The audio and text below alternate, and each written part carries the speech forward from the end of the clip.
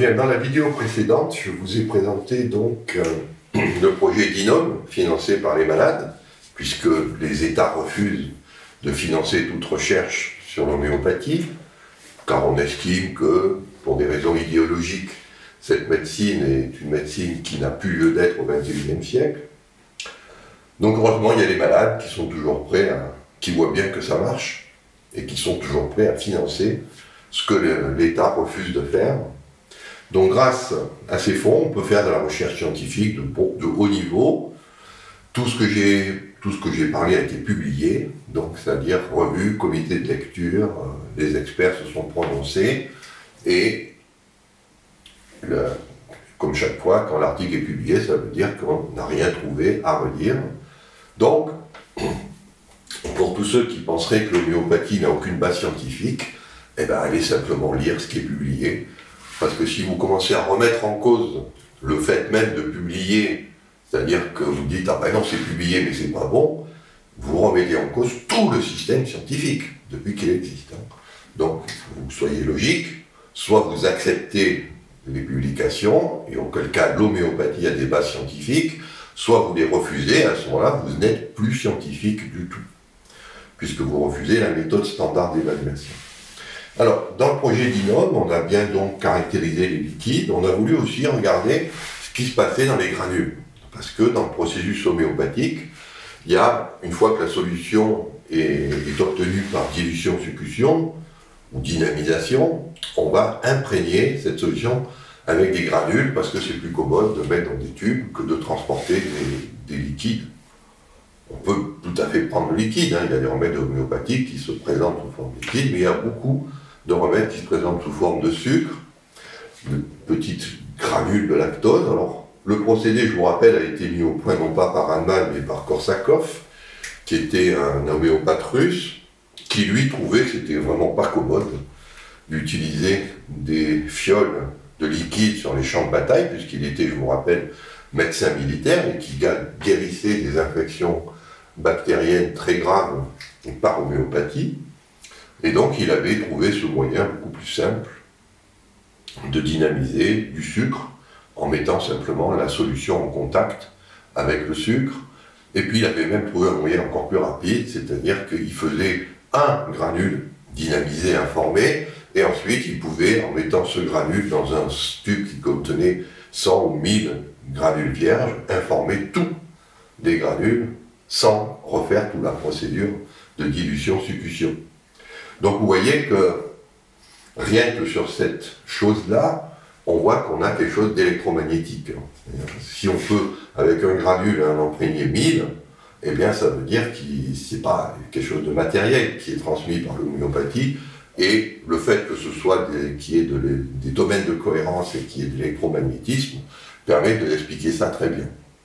L'autre chose que ça permet de comprendre, c'est que, par exemple, Hahnemann, pour choisir la dilution, qu'est-ce qu'il faisait? Il faisait sentir le tube de granules au patient, au malade, et rien qu'à l'odorat, il savait quelle dilution était convenue pour le patient qu'il avait en face de lui.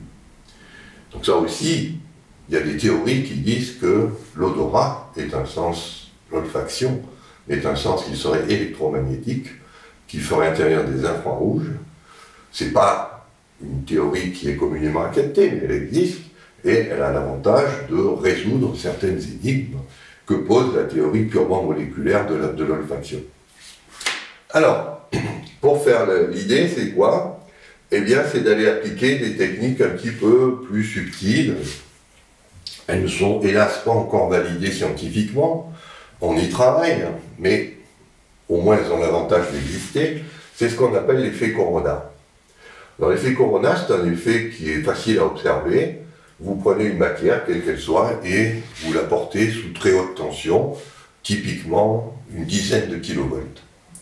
Lorsque la matière est soumise à une tension, il y a l'air qui est autour qui va sioniser, parce que 10 kV, ça permet d'arracher des électrons aux molécules de l'air, et ensuite ces électrons, ils vont retomber, ils vont se recombiner, et c'est ça qui est intéressant dans la technique, c'est que lors de la recombinaison de charge, ça va émettre de la lumière. Et donc, vous mettez votre matière sous tension, et après elle s'illumine d'un halo. Alors, il faut qu'on soit clair sur la nature de ce halo, ce n'est pas un halo subtil, c'est l'air qui s'ionise autour de l'échantillon parce qu'il est soumis à une très haute tension. Autrement dit, si vous n'avez pas la tension, vous ne voyez pas cet halo. Donc l'halo est un phénomène physique qui est bien connu, qu'on appelle l'effet Corona. Et ce qu'on analyse, ce n'est pas l'eau, mais c'est l'air qui est autour, qui prend une luminescence liée à son ionisation et à la recombinaison des charges. Donc c'est ce que vous voyez ici. Voilà.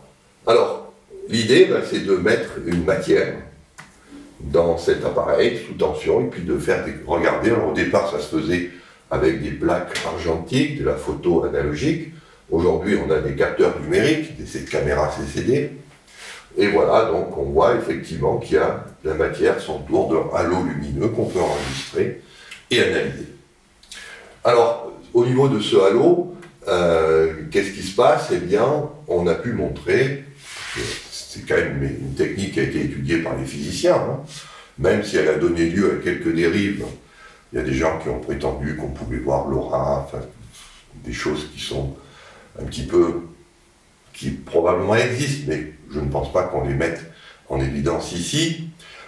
Donc il y a quand même des physiciens qui ont étudié ça, et on sait que ces halos, leur intensité, le fait qu'il y a ce qu'on appelle des streamers, c'est-à-dire des émissions en étoiles, sont liés à l'eau en fait. C'est-à-dire que pour que l'ionisation et les recombinaisons de charges se fassent de façon optimale, il faut que l'échantillon soit hydraté. Pourquoi? Parce que si vous passez par exemple une huile essentielle dans cette technique, qui ne contient que de l'huile, très peu d'eau, eh bien c'est le noir absolu. Il n'y a aucune luminescence. Dès que vous avez des matières hydratées, eh bien automatiquement de la lumière apparaît, et on peut, l'idée c'est d'analyser cette lumière. Alors, je passe sur les détails techniques, ils seront décrits dans une publication qui sera bientôt soumise aux experts. Donc voilà, par contre, on va juste regarder les résultats. Donc là, la machine, elle a été développée par Raymond Herren, qui a développé le générateur de tension, qui est un ingénieur CNRS, et les mesures ont été faites dans une société qui s'appelle Coramp, qui était dirigée par Georges Vieilletan. La société se trouvait à Brens, à Beaujac, à côté d'Albi. Donc, voilà ce qu'on observe. Ici, vous avez l'eau pure, c'est-à-dire l'eau qui n'a pas été dynamisée. Enfin, c'est l'eau qu'on a utilisée pour faire les remèdes homéopathiques. Et ici, donc, vous avez différentes images. Ces quatre-là sont avec le protocole d'Hahnemann. Ces deux-là sont avec le protocole de Korsakoff. Alors, je rappelle que chez Hahnemann, on change de flacon à chaque fois, alors que chez Korsakoff, on utilise toujours le même flacon pour faire la dynamisation, la succion. Donc ici, vous avez la teinture mère de gelsemium, c'est-à-dire le produit qu'on utilise et qui va être dilué. Donc on voit une émission radiale, très focalisée dans 34 directions. Donc là, vous voyez la différence entre l'eau et la teinture mère. On voit très bien qu'il y a quelque chose dans l'eau qui l'oblige à se structurer comme ça. Enfin, à structurer sa couronne photonique, c'est une goutte, hein, c'est une goutte d'eau qu'on observe. Et on voit que le halo est beaucoup plus grand. Il y a les streamers, bien sûr, que l'œil va voir plus vite, mais si on voit ensuite, il y a une diffusion, et puis en fait, les points que vous voyez là montrent là où on a de la lumière, qui est difficile à voir. Le contraste, il faut le monter pour le voir, mais cette lumière est nulle. Ensuite, deux images qui vous montrent ce qui se passe. Là, c'est du 13CH, et là, c'est du 10-26. Alors, a priori, c'est la même chose, hein, parce que 13CH, ça correspond à 10-26. Simplement, quand on dit CH, c'est-à-dire que cette solution a été succussée. Elle a été diluée, succussée. Alors que celle-là n'a été que diluée. On a juste fait de la dilution sans faire de succution. Donc là, de nouveau, on voit très bien que la succution est importante. Elle donne beaucoup plus de streamers et une structure en anneau qui est très différente de celle qu'on a lorsqu'on n'a pas fait la succution. Pour le protocole de Korsakoff, on voit que c'est différent encore du protocole d'Hahnemann, c'est-à-dire que ce n'est pas équivalent de prendre du Korsakoff ou de l'Hahnemann. Et alors surtout, ce qui est incroyable, c'est qu'on a eu la chance d'avoir un produit homéopathique qui a subi 50 000 succutions corsacoviennes. Il a fallu développer une machine spéciale pour faire ça. C'est un produit qui a été fabriqué en 1988, donc c'était 40 ans avant l'expérience. Et la pharmacienne avait gardé ce produit dans son tube, dans son officine. Et là, regardez, on est arrivé à trouver 56 streamers, une émission absolument fantastique de cette goutte, donc de cette goutte de solution corsacovienne. Donc évidemment, c'est très difficile d'analyser ces images, on est en train de le faire, ça prend beaucoup de temps, il a fallu développer des algorithmes spéciaux, qui sont les algorithmes qu'on utilise en général en recherche médicale. C'est pour ça que la publication prend du temps, elle n'est toujours pas opérationnelle. Il y a tout un travail fondamental derrière, on veut faire de la science, pas simplement de la poésie ou de montrer que c'est joli.